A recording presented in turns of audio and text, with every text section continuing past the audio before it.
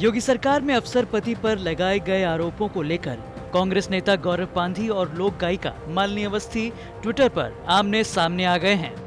योगी सरकार में अपर मुख्य गृह सचिव अवनीश कुमार अवस्थी पर कांग्रेस नेता गौरव पांधी ने प्रवासी मजदूरों के साथ बीजेपी के शाखा बॉय जैसा बर्ताव करने का आरोप लगाया है। साथ ही साथ उन्होंने मालिनी अवस्थी पर भी आरोप लगाते हुए दावा किया है कि उन्होंने यूपी सरकार के लिए सैकड़ों शो किए हैं और वहां से करोड़ों कमाए हैं। यूपी तक से बातचीत में मालिनी अवस्थी ने इस मुद्दे पर कांग्रेस पार्टी को घेरा, साथ ही प्रवासी मजदूरों को लेकर हो रही सियासत पर भी अपना पक्ष रखा।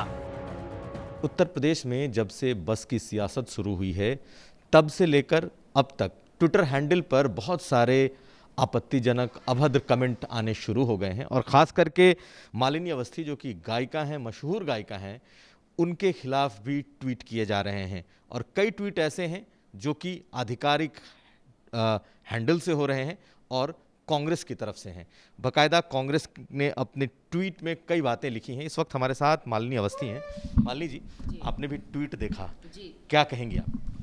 मैंने तुरंत प्रतिक्रिया दी और मुझे आश्चर्य होता है कि एक ऐसे समय में जब देश प्रवासियों के इस पीड़ा से गुजर रहा है, सबकी ये चिंता है कि इस समय कैसे उनको सुरक्षित अपने अपने घर पहुंचाया जाए, ऐसे समय में भी लोग यहाँ पर एक शरारत और व्यक्तिगत आरोप और प्रत्यारोप के राजनीति कर रहे हैं। ये मेरे लिए सोचने से भी परे है।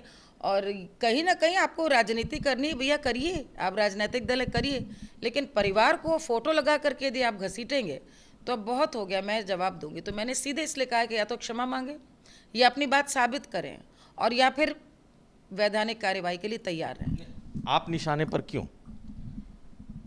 बहुत सिंपल सा कारण है, क्योंकि कहीं ना कहीं मुझे ऐसा लगता है, इसका कारण बहुत स्पष्ट है कि ये बसों की जो एक प्रस्ताव शायद एक दल की सर्वे सर्वा उन्होंने दिया, उसमें स्वीकृति सरकार की ओर से दे दी गई कि भाई आप भेजिए। वो पत्र गया था पदेन एसीएस होम, जो मेरे पति हैं। अब वो अपने दायित्व का निर्वहन कर रहे हैं, आज नहीं 34-33 साल से कर रहे हैं और इस प्रदेश के बड़े जागरूक, जिम्मेदार, ईमानदार और बड़े कर्मठ अधिकारी माने जाते हैं, जिनकी ईमानदारी की मिसाल पूरे प्रदेश में दी जाती है।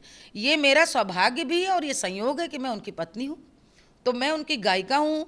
उस नाते आप इतनी शर्मनाक एक बात कह रहे हैं कि हमारे बैंक बैलेंस चेक करने चाहिए, और ये कौन कह रहा है? जिनके बैंक बैलेंस तो सुप्रीम कोर्ट मांग चुकी है, उस दल के लोग मुझसे पूछ रहे हैं। तो बैंक बैलेंस का ऐसा हाल है कि पिछले 5 साल से इनकम टैक्स की ओर से मैं सिल्वर सर्टिफिकेट हर साल मुझे दिया जाता है। और ये जो बड़ी पुरानी प्रवृत्ति है कि जब किसी को आपको कुछ नहीं मिलता तो आप सबसे पहले चरित्र हनन का झूठा आरोप करते हैं। बचपन में खेल होता था, छू करके भाग जाना, और जब सफाई मांगो तो छिपे छिपे घूमना। ये वही है। मुझे आश्चर्य इस बात पे है कि चूंकि ट्विटर हैंडल आधिकारिक है जैसा आपने बताया और उसमें लिखा हुआ है कि उनका सोशल हैंडल देखते हैं, उन्हीं के दल के बहुत सारे लोगों ने उनकी आलोचना की है और खुल करके इस बात को कहा है कि इस प्रकार के ट्वीट से बचना चाहिए। ना तो ये ट्वीट डिलीट हुआ है, ना कांग्रेस ने आधिकारिक रूप से इसके लिए क्षमा मांगी। तो मैं तो इसको आगे कोर्ट लेके जाऊंगी, क्योंकि ये मामला मैं उन सब महिलाओं के लिए एक मिसाल खड़ा करना चाहती हूँ जहाँ पर आपको अपनी काबिलियत की वजह से बैकफुट पर जाने की ज़रूरत नहीं है। ये आपका दोष नहीं कि आप कुछ अच्छा कर रही हैं। इसका मतलब क्या ये वो संदेश देना चाह रहे हैं कि अब अधिकारियों की पत्नियां घर पे बैठे हैं सिर्फ इसलिए कि कोई ना कोई कहीं ना कहीं उन पर उंगली उठाएगा? जब ये लोग पैदा नहीं हुए, मैं तब से गा रही हूँ। और उत्तर प्रदेश की हूँ तो उत्तर प्रदेश में ही तो गाऊंगी। मेरा जो काम है, मेरा जो कर्म क्षेत्र छोड़ी, मेरी पहचान ही उत्तर प्रदेश के पारंपरिक गीतों को पुनर्जीवन देने का है। मैंने पूरी ज़िंदगी इसी काम में बिताई है और आज भी मैं वो काम कर रही हूँ। और मुझे अफसोस है कि देश की संस्कृति को जीवित रखने वाली जो कलाकार हूँ, क्या मैं फोक आर्टिस्ट हूँ इसीलिए मुझ पर उंगली उठाई? और मैं पक्की बात बता रही हूँ, ये स्टिग्मा है। एक तो महिला, ऊपर से लोक कलाकार। यदि मैं बॉम्बे में होती, अभी पॉप रैप कुछ ये सब गा रही होती, कोई व्यक्तिगत आरोप नहीं लगता। ये देखने की नज़रिया ही इनका अलग है। लोक कलाकार है तो आप कुछ भी बोलेंगे और अपमान करेंगे देश का, तो मैं दिखाती हूँ। लेकिन जिस तरह के ट्वीट आए हैं उसमें यह कहा जा रहा है कि बेजा इस्तेमाल किया गया है। सरकार, आपके पति चूँकि एसीएस होम हैं और पूरे इसके दौरान बहुत सारे फंड आए, पैसे मिले, इसको आप किस तरीके से? मैंने पहली लाइन ये तो लिखी, साबित करो, और नहीं तो वैधानिक कार्यवाही करो। जब मैं कोर्ट की बात कर रही हूँ तो मैं तो खुद ही, जिसका ईमान साफ है, साक्ष्यम किम प्रमाणम, जो सबूत है उसको क्या प्रमाण की आवश्यकता है।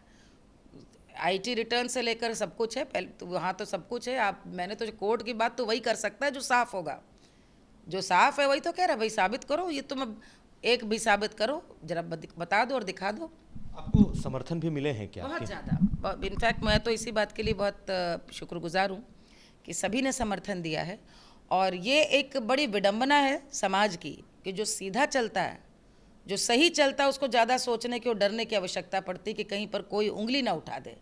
जो गलत व्यक्ति है उसको तो आदत हो जाती है टोका टाकी की, लेकिन मैंने अब आकर के इस उम्र के इस पड़ाव में, क्योंकि मुझे कुछ कहो, मेरे पति को यदि इसमें मेरी वजह से घसीटने की कोशिश की, तो हिंदुस्तान की औरत हूँ मैं दिखाऊंगी, पत्नी हूँ मैं, कलाकार हूँ मैं, पत्नी हूँ, लेकिन यदि व्यक्तिगत किसी हो तो मैं डट कर के वहाँ पर सामने आकर के अभी आईना भी दिखाऊंगी, और ये पछताएंगे जो इन्होंने लिखा।